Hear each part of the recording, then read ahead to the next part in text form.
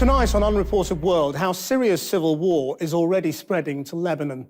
Sunni Muslim and Alawite communities living across the street from each other in the northern city of Tripoli have been fighting it out in fierce gun battles.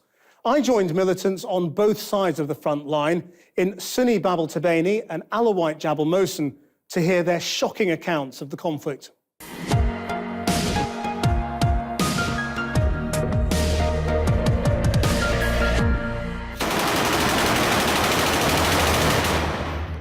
In the Lebanese city of Tripoli, close to the border with Syria, neighbours are at war. Just as in Syria, here Sunni Muslims are fighting Alawites. On the Sunni front line is Abu Ali. He used to run a snooker hall. On the hill above, on the Alawite front line, Kamal, who's a taxi driver.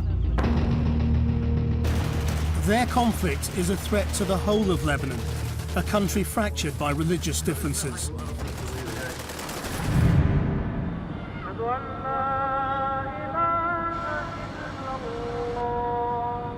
ويلا هسه معكم مالي 4-5 ايام يا بخوخ يا اخوات الشربوطه هلا هالمره القواس براسكم يا خنيزير يا اولاد الخنيزير يا ابن الديوث. From his command center, Abu Ali taunts his Alawite neighbours.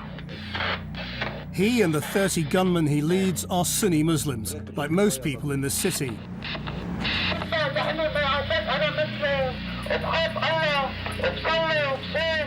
An Alawite fighter responds in a mocking falsetto. He's somewhere close in Jabal Mosun, the besieged neighbourhood where the city's Alawite minority live. يا خنزير يا ابن الخنزير خلصت يا مخ معك. Abu Ali and his fighters monitor the Alawite houses on the hill above the front line, ready for any attack. He blames his neighbours for supporting President Assad, himself an Alawite, in his war against Sunni rebels in Syria. It's just an hour's drive away. بيسألوا شباب هون يعني اما اي شيء بيصير دغري السلاح كله موجود هون يعني قريب علينا. نحن طالما في شعب سوري بسوريا عم بيتذبح وعم بينقصف فيه، نحن واجبنا وديننا بيأمرنا نروح الناصره. Tonight, there's no sign of any attack. So Abu Ali plays us a recording he made during the last clash.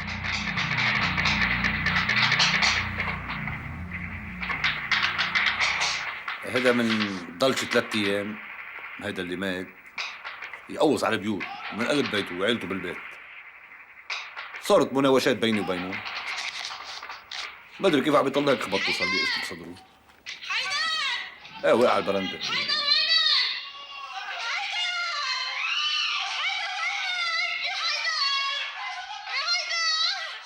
Then the moment that the Alawite man's wife discovers he's been killed by Abu Ali, his Sunni enemy.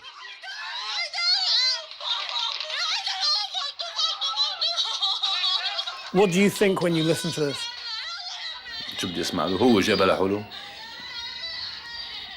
بس سجلتها انا مشان سمعوا اياها لقالوا لهم انه اللي بيلعب بالنار هذا اخرته. These pictures show some of the Sunni Muslim fighters led by Abu Ali's fellow commanders. The 60,000 Alawites they're attacking in the Jabal Mosun enclave have close ties with Lebanon's many Shia Muslims. Each clash heightens the chance of conflict across Lebanon between Sunni and Shia.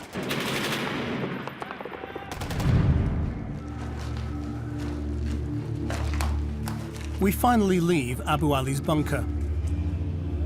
The two communities fought during Lebanon's civil war in the 1980s.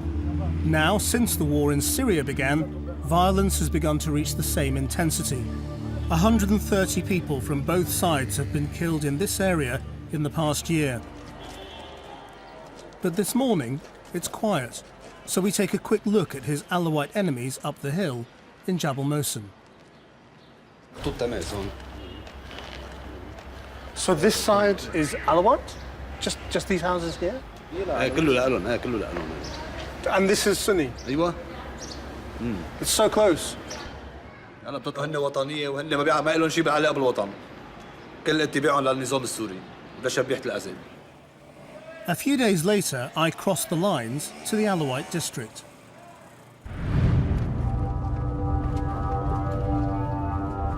Well, up here on the Alawite side in Jabal Mosun, this row of houses is literally the front line, and it looks down onto Abu Ali's compound, and we're here to meet one of the street commanders in this area. His name is Kamal. Kamal Sana and his friends are remembering Fawaz Ibrahim, a neighbour shot by a sniper a few days before. Kamal and other Alawites belong to a sect with its roots in Shia Islam, but they drink alcohol and women often wear Western clothes. We're in Lebanon, but the talk is about Syria. Why are people fighting? يعني بصراحة مثل ما بنعرف مثل ما بعرف أنا نحن كل عمرنا جيران كل عمرنا بننزل لتحت ويطلعوا هني لعنا هني بيكرهوا النظام السوري يعني بالعربي المشبرخي بيكرهوا العلوية ونحن علويين شئنا أم أبينا من ناصر الرئيس بشار الأسد. Kamal's brother Nadir was a celebrated Alawite fighter. He was killed by a sniper firing from the Sunni neighbourhood Bab al-Tabani.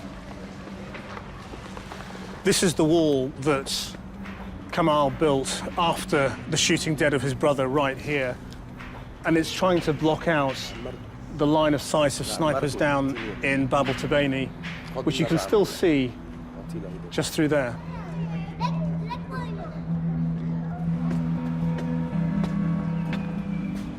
My house بيتي okay This is all أيوة bullets from here. إيه Another freshly built wall protects the door to Kamal's house.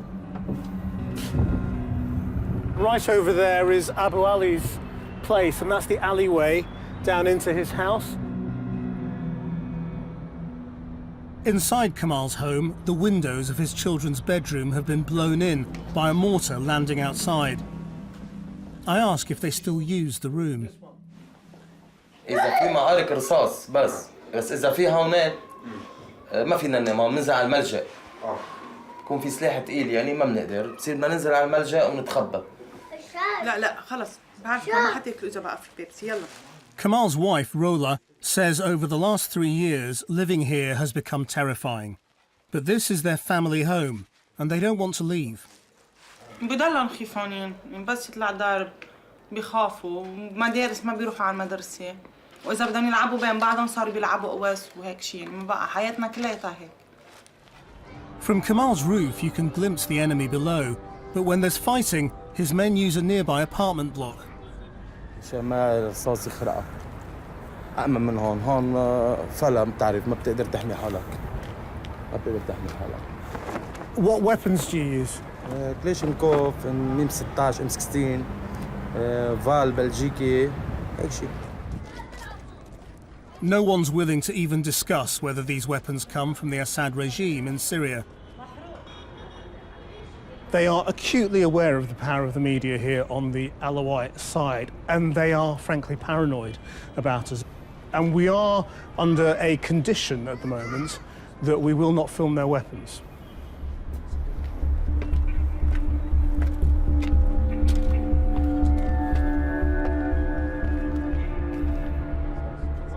To my astonishment, Kamal decides to stand defiantly on the roof of his house.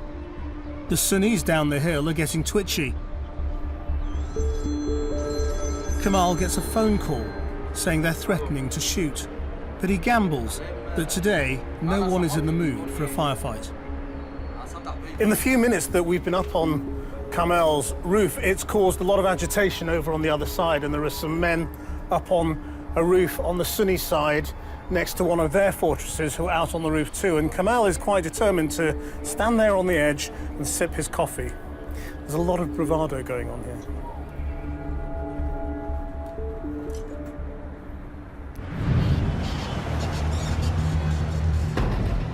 Back down the hill in the Sunni neighbourhood, I find Abu Ali behind his apartment block.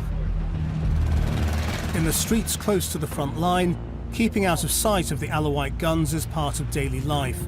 Sniper curtains hang across side streets to block the view. Posters commemorate the latest local martyrs, some killed here in Lebanon, others in Syria, fighting with the Sunni rebels.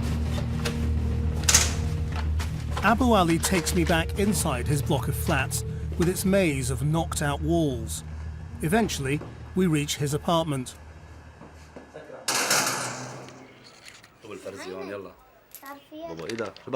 His son Ali is 11. He's keen to learn his father's ways.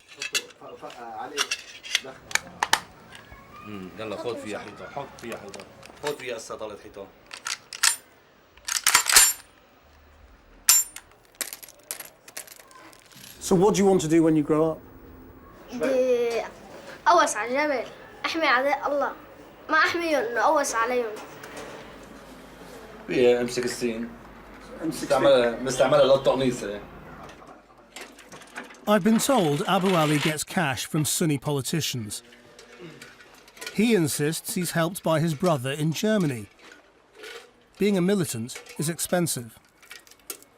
هيدي اليوم امسك السين حقها $3,500. هيدي $1,500.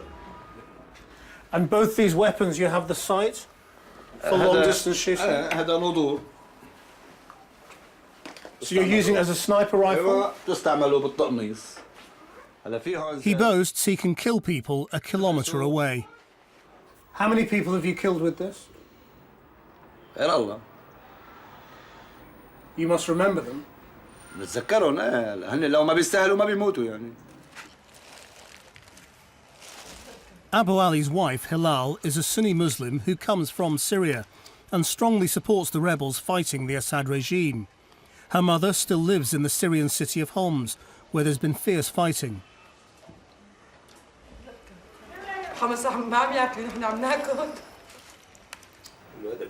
She hopes her son Ali will soon be old enough to go there to fight.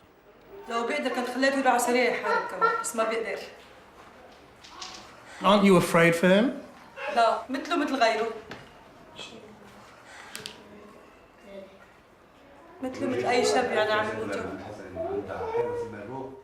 It's hard to see how these kids have got a chance of escaping this. Ali is 11, his little brother Saad is 8, and they're sitting there playing with bullets and M16s. And the parent in me, with children similar ages, finds it horrific.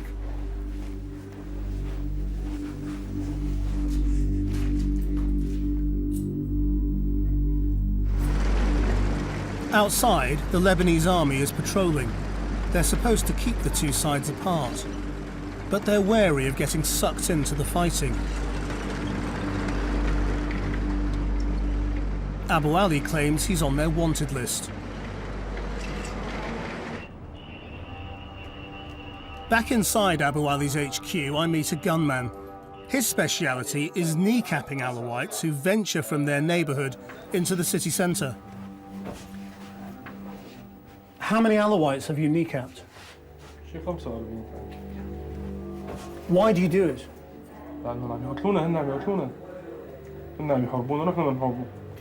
When you see the pain that it causes, do you not feel any guilt?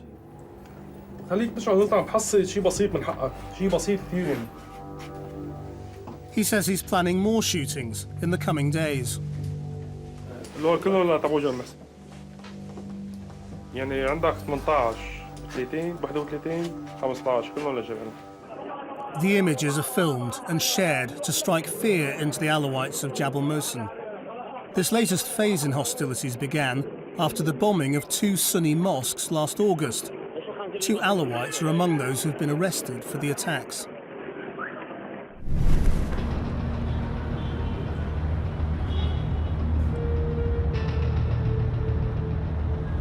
Back up the hill in Jabal Mosun, I join Kamal as he heads out in his taxi, a handgun tucked into his waist.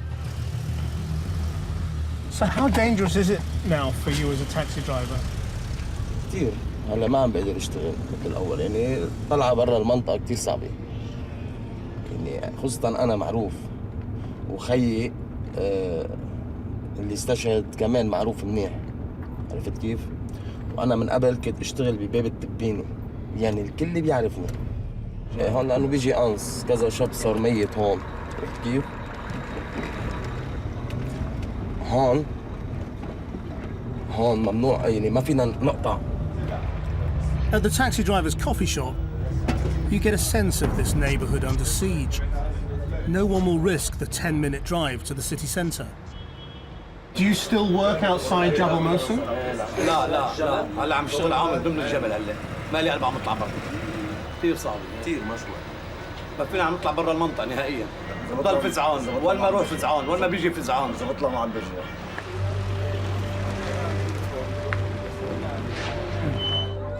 Kamal's neighbour Ali Asir is also a taxi driver, or he was before he was dragged out of his car in Tripoli and shot 13 times. We've seen evidence that suggests one of his attackers was the gunman I met earlier down the hill in Bab el-Tabani.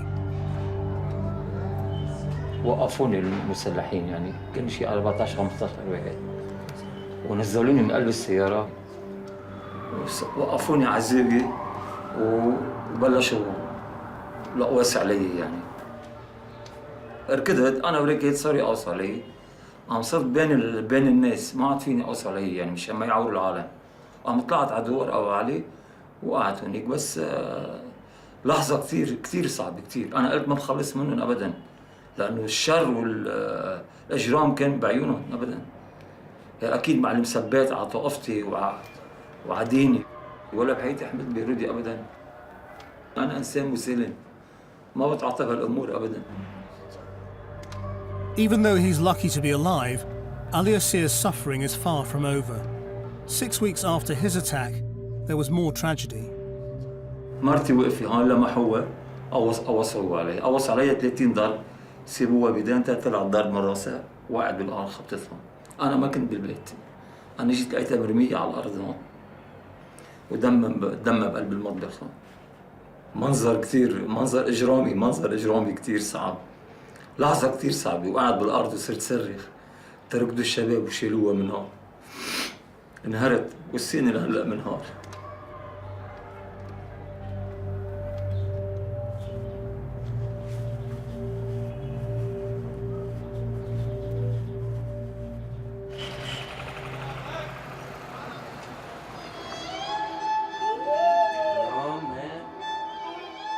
Next door in Kamal's home, his family are watching the funeral of an Alawite neighbour killed fighting for the regime in Syria.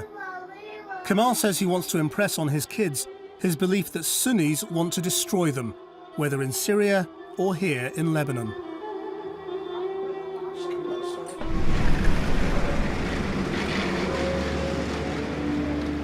Down the hill at Abu Ali's HQ, they're celebrating. An Alawite working as a hospital receptionist in the city centre has just been shot. في صورة تانية كمان. ده قدام. دغري مشان شيء أنا. Abu Ali's right-hand man, Fadi, claims he shot the man. I'm not sure I believe him. Were you not worried that there would be security guards there who would come and get you? لأنه اللي بده يقرب علي دغري حقوصه. وأنا آخذ معي كنابل اللي هو شايفها يمكن آخذ كنابل بشيلها للزيقة وبحطها بالجيبة هون. إذا حدا تكوتر علي جمعة كتير دغري بفتحها وبكب عليه وبضل يجي على المدير. Whether it's true or not, it's a menacing performance. Fadi's very agitated today and he's clearly in a strange mood and things feel different and much more edgy than when we've met him in the past. Back inside, we're told to turn off the camera. Fadi and Abu Ali demand $2,000 as payment for filming and threaten to hold us until they get the cash. One of our local contacts eventually persuades them to let us go.